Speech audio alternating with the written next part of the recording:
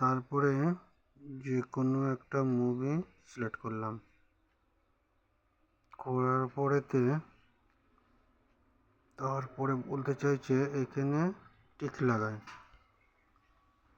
ও এটা recharge pack বলতে চাইছে না। 600,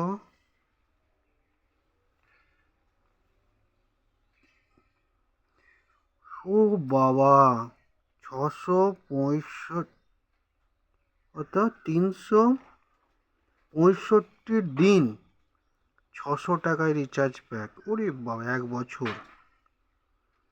আচ্ছা, তারপরে আছে 30 দিনের জন্য 199, 99 দিনের জন্য 399, আর 1 বছরের জন্য হচ্ছে, 1 বছরের জন্য কত, 649 টাকা।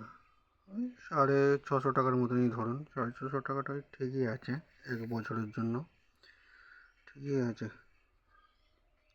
এমনি তো মনে হয় হিসাব করতে গেলে 50 টাকা করে বোধহয় মাসে পড়ছে না। আমার মনে হয় এটাই সব থেকে ভালো।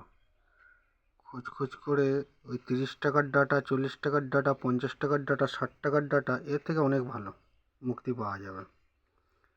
আর দেখার মধ্যে দেখাই তো, দেখি তো শুধু কাজকর্ম শেষে সিনেমা বা সিরিয়াল।